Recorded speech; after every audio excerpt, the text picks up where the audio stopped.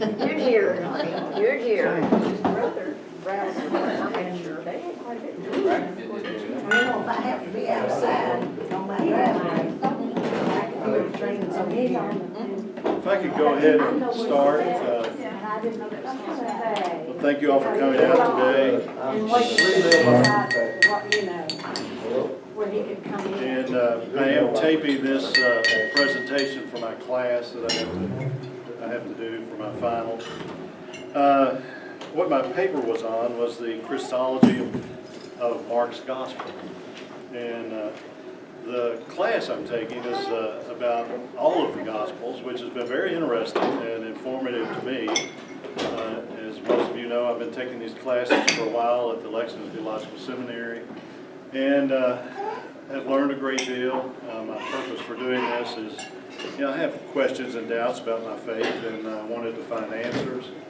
And I also wanted something that would challenge my mind, and boy, I found that. It's been very good for that. I've been very involved with these classes. Every once in a while you have to take a month or two off, but and I have enjoyed, I have learned a great deal. I want to start out with just some definitions. Christology is the branch of Christian theology relating to the person, nature, and role of Christ. In other words, it has to do with the identity of Christ. Son of God, for what we're going to talk about, is having a special relationship to God or being the same nature as God. And Son of Man, which Jesus refers to himself as in the Gospel of Mark, refers to his humanity. He is a real live person. Messiah is the promised deliverer of the Jewish nation prophesied in the Old Testament. I want to tell you, you know, Mark has been important for me for a lot of reasons, but as I said, you know, I have doubts and questions, and if you read the Gospels as history, which I thought they kind of were, but I found out they're not, then you know, you read Mark, and Mark starts out with Jesus' baptism by John the Baptist, and there's no Christmas narrative. There's no birth narrative in Mark, nor is there in John. So only two of the Gospels actually have a birth narrative. And I thought, wow, if that's the case, and Mark, by the way, is considered by most biblical scholars as the earliest of the Gospels, you would think that the birth narrative in Matthew and Luke is so spectacular. How could you leave that out? So yeah, it's been interesting to me to learn that really the Gospels are about the particular author's perspective of the life of Jesus and the importance of the relationship between Jesus and God. And you know, they're not all the same, and there's a reason they're not all the same. They're written for different audiences. But what is also important, it was important for me to learn, was even as early as the 2nd century, they were all circulated, the 4 Gospels were circulated together. They weren't circulated separately, except for when they were first written, but they were actually circulated together. So who is Mark? Traditionally, he's thought to be the follower and interpreter of Peter, the John Mark of Acts. Scholars do know for sure.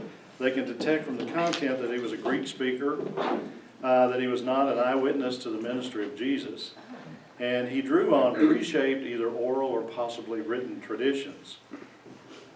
For some background, as I said, the Gospel of Mark is considered by most biblical scholars to be the first gospel written. It was written between 60 and 75 in the Common Era, some 30 to 45 years after the death of Jesus.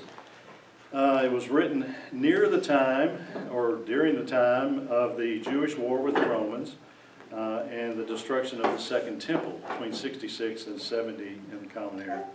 It was written mostly for a Gentile audience or community. Many groups were trying to define Jesus and his relationship to God at this time, and in different ways, and what that relationship meant for the early church. Many of these groups were outside the mainstream, so it's believed that Mark the author will refer to him as Mark.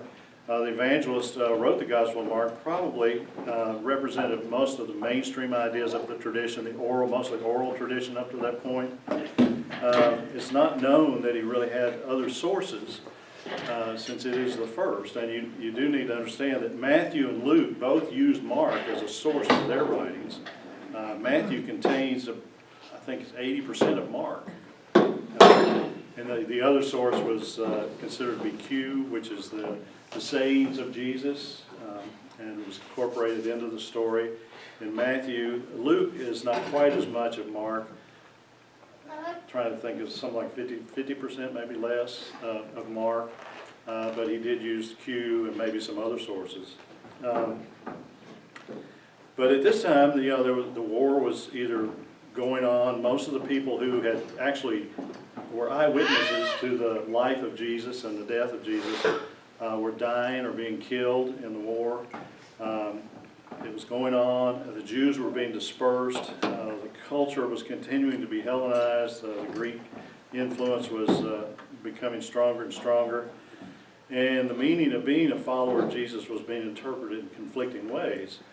Thus you have the reason for Mark to put this in writing and to try to guide the church, the early church, in a certain direction. Now what have I done?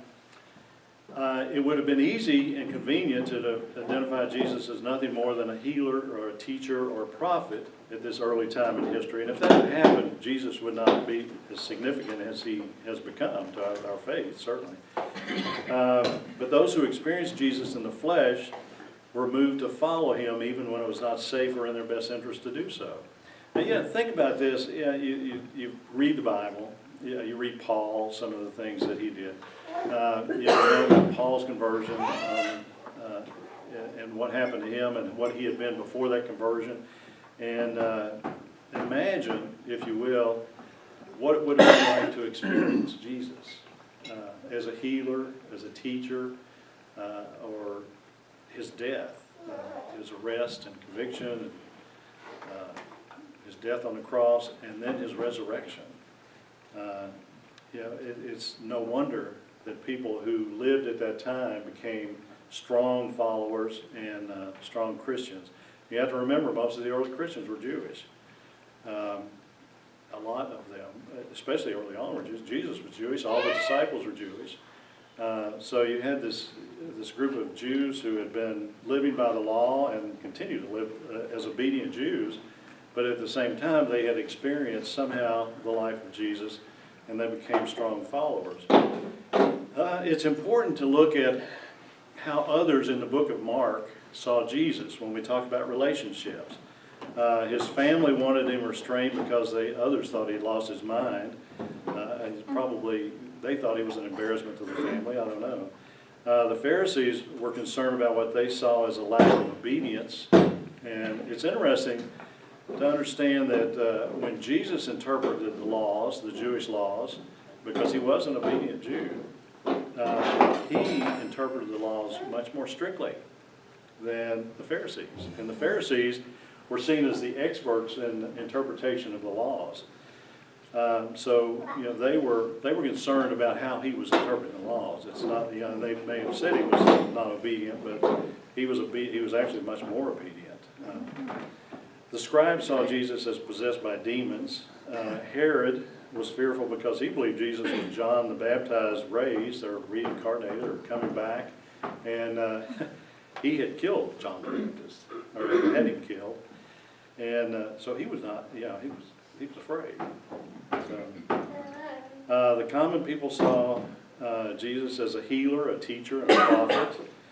Disciples identified Jesus as a teacher, and Peter was the first to suggest he is the Messiah. Now the Messiah, remember our definition, that's the person who was going to come and deliver the Jews. Normally that had been a general or a strong leader who would conquer the enemies, and that's not the way that Jesus identified himself. He was not a king in the normal sense. And he was not here just to deliver the nation, the Jewish nation out. He was trying to make everyone realize that the kingdom of God was coming, and it was a big change. Things were going to change. Pilate identified Jesus as king of the Jews, which he considered a political threat. The demons identified Jesus correctly, actually, as the Son of God, the Son of the Most High God, and as the Holy One of God. And God speaks twice in Mark, and he makes it clear. He said, baptism, early on, he said, "You are my Son, the Beloved, with you I am well pleased." This is as Jesus was coming up out of the water as he was being baptized. Then he speaks again in what's the name? Transfiguration. Transfiguration. Transfiguration, yes. Thank you. I should have written that down. And he says, "This is my Son, the Beloved, listen to him." So Mark wants us, Mark the author, wants us to understand Jesus as the Son of God.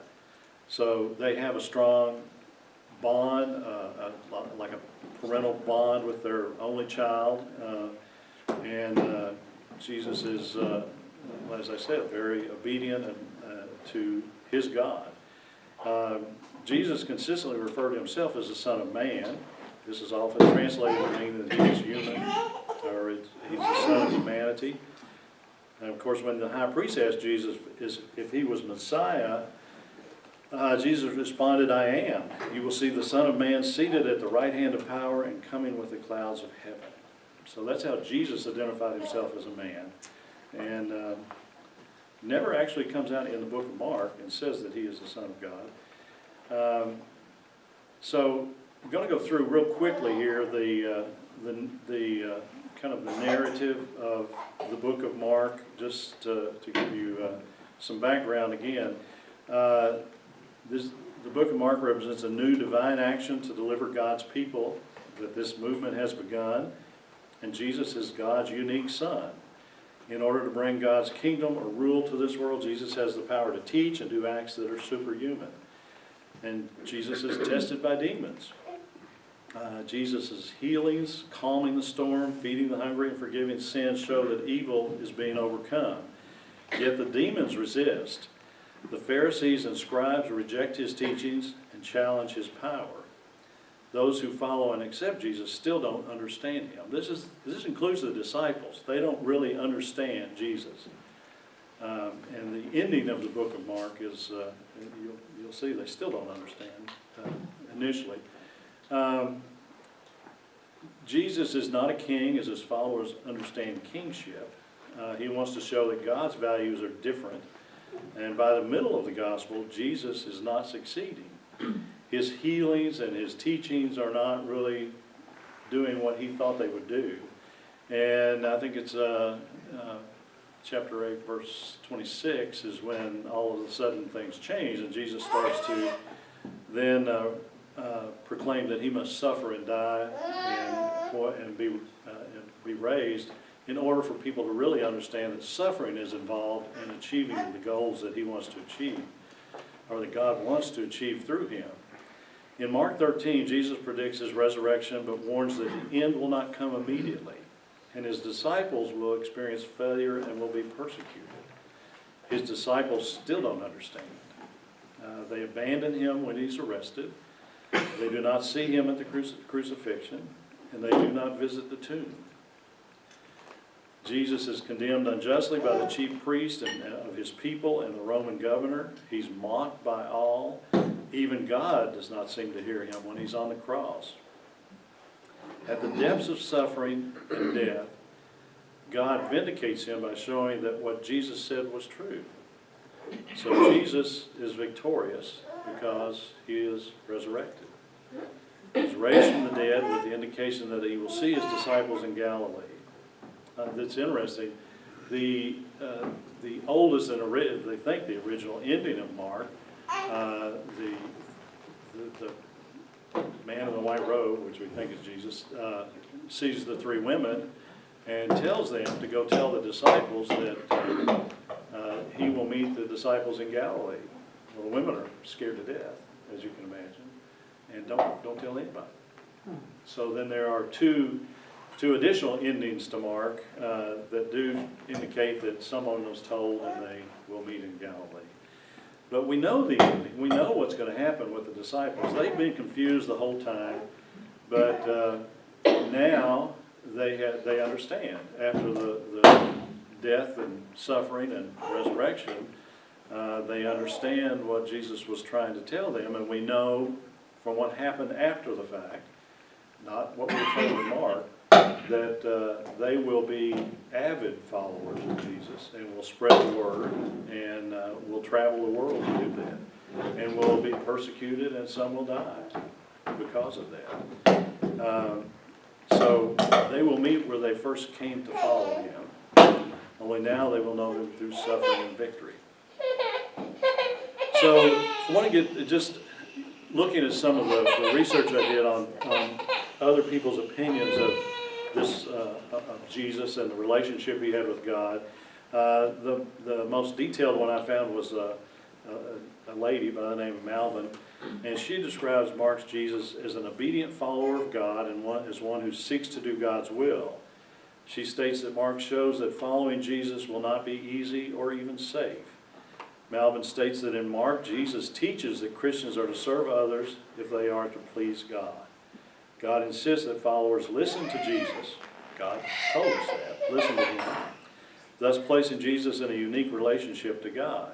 Now this is the one that there's less emphasis in her writings on the suffering and death, which is unusual because every other thing that I found, and it's true for all the Gospels actually, is the main emphasis is on the passion, the suffering, the death, and resurrection of Christ is the main point of the Gospel. So even those that have the birth narrative, we celebrate Christmas as a big deal, but it wasn't necessarily such a big deal to the writers of the Gospels. Brown points out that in the second half of Mark, after Jesus has been teaching and healing with little progress, Jesus sees the need to suffer, die, and be resurrected as it is in God's plan. While we can learn much from the parables and mighty deeds, it's necessary to combine these with the victory through suffering in order to understand Jesus and his followers. And this is important to hear because it's not just his deeds and his teachings, but it is the combination, the whole story. You have to look at the big picture. So that's what Brown had said. Here's another one, Donahue and Harrington. Mark's point seems to be that Jesus' messiahship involves suffering, and that Jesus cannot be understood as the Messiah Christ apart from the mystery of the cross. This is the one that pretty much discounts the teachings and deeds of Jesus. And Mark placed priority neither on Jesus' words nor his works, but on his death and resurrection. In terms of Christology, the Gospel of Mark clearly presents Jesus as the Messiah, the Son of God, whose destiny is the fate of the Son of Man, who must suffer, die, and rise from the dead if he is to return as a glorious and powerful figure at the end of the ages. Ultimately, his Christology is oriented toward the Son of God, who at the same time reveals and conceals himself in the ministry of Jesus, toward the Son of Man, who goes his way through suffering and death to the resurrection, and will one day prove to be the one coming in power and glory. So, if you look at this conflict, we have the two extremes. Malvin points to a picture of Jesus as a teacher and healer and leader, and that's kind of the most important part for her. But Culpeper thinks that that's really not, the teachings is not as important, but it's his death and resurrection, which is the key. And probably that's, the agreement between scholars, biblical scholars, is somewhere in between, but probably more toward the death and resurrection than it is to his deeds. So the other authors fall in between someplace. For each of us, it's important to define who we believe Jesus is and what his relationship to God reveals to us. And as we read the Gospels, that's what we're going to find. You're going to see the whole story, and all of them are different, slightly. The Gospel of John is way different, but the Synoptic Gospels, the three are similar in a lot of ways. But it's important for us to remember that we want to understand the relationship between Jesus and God in the Gospels. And at this time of year, we focus on the passion, death, and resurrection of Christ. That's, you know, that's why I thought this may be appropriate, actually, for the Lenten breakfast. But in the early church especially, this was the holiday. There was very little celebration of Christmas. This was the main holiday, and it is and should be today, and still by most people is considered the main holiday. But we should never forget, even though the death is the main point of the Gospels, we should never forget that Jesus teaches us about how we should live our lives in order to please God. So, I think that's it. Thank you all for being patient.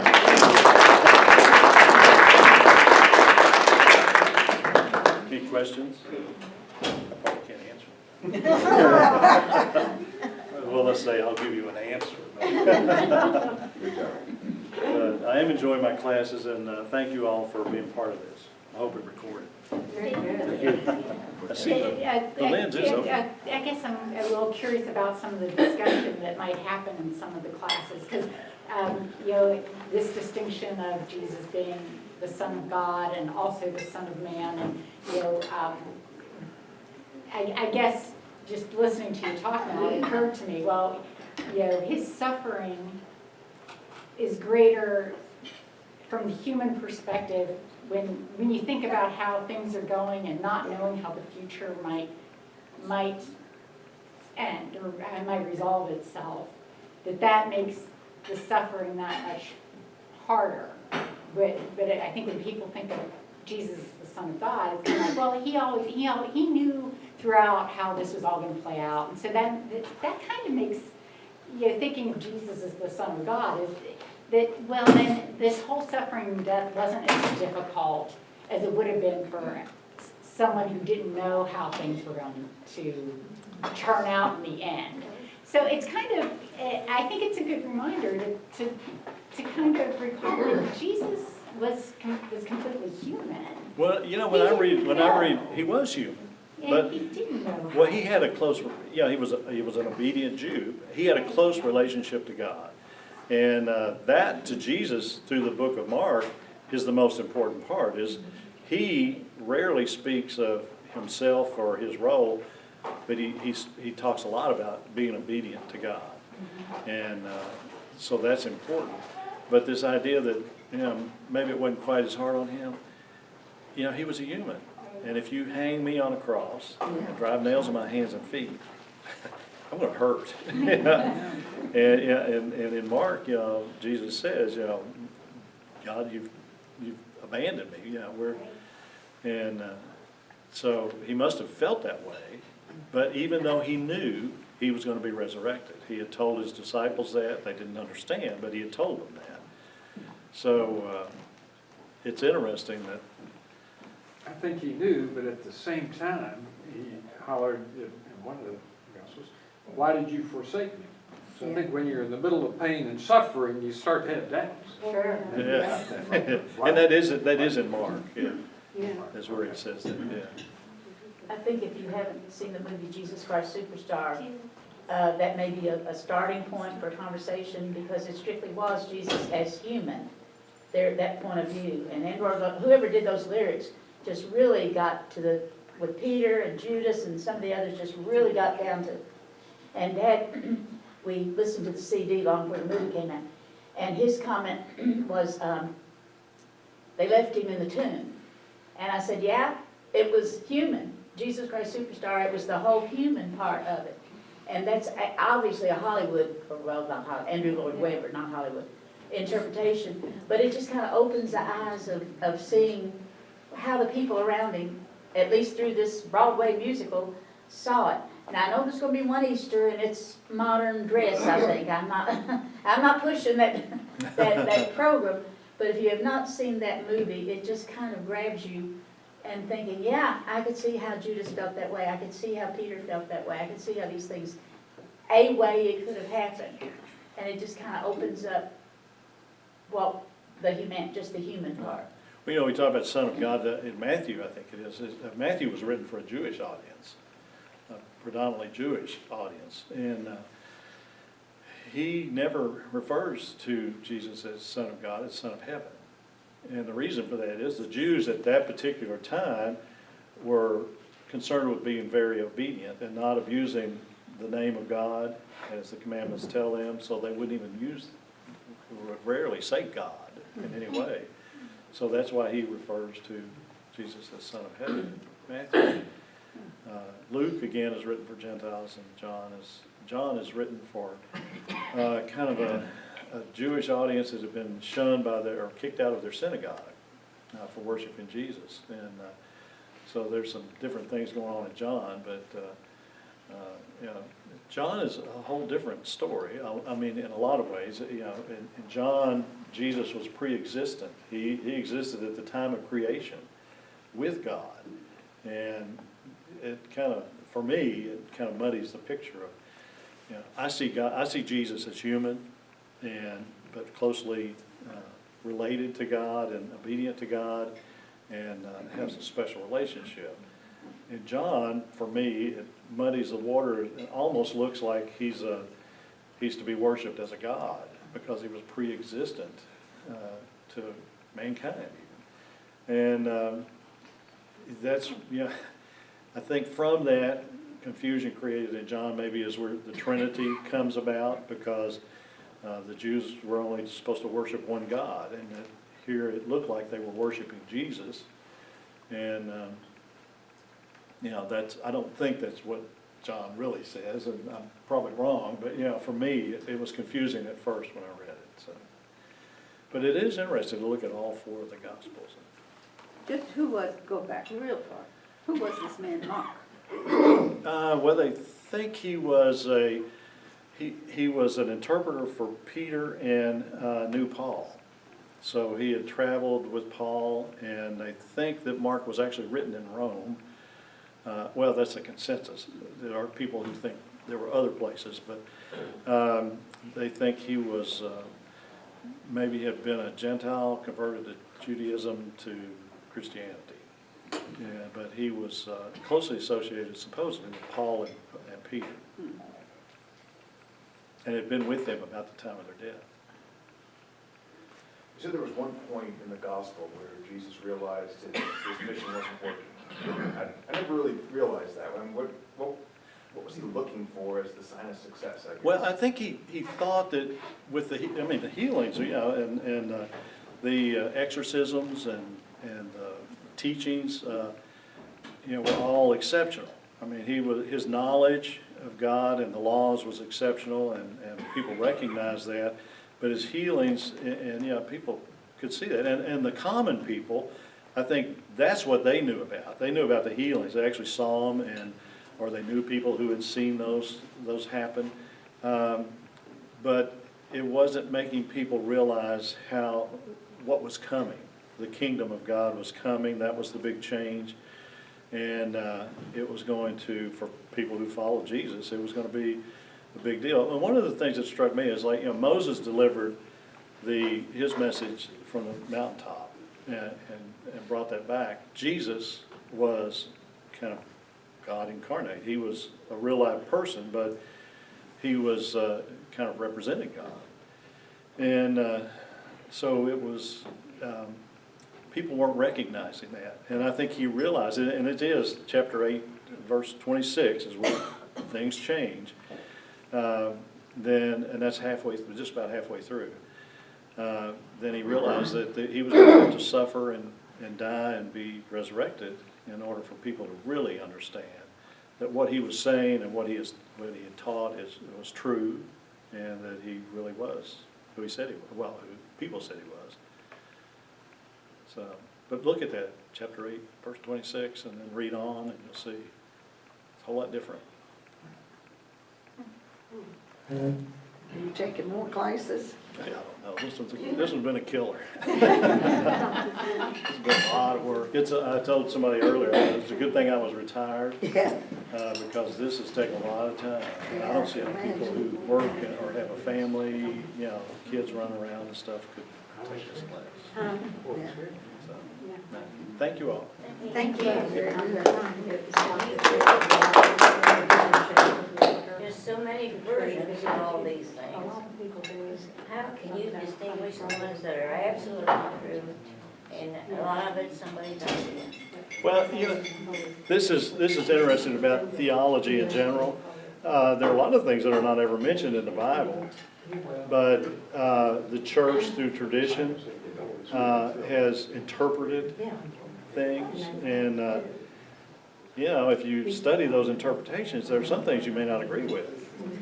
I always tell people it's amazing. The main reason we have a church is because of Paul, because of the work he did, and it's amazing that the church survived the Catholic Church in the 500. When Jesus was, Paul, He may have been, but he didn't. He never witnessed Jesus. He never saw Jesus. He was alive when the disciples were around. Of course, Paul had the conversion. He killed Christians, which makes me think. Something happened on the road to Damascus. Really happened to make somebody change like that. That doesn't just happen. So something really had to happen. The same with Jesus on the cross. Something really happened because people were convinced that they needed to follow Jesus. Thank you all. Thank you. Thank you.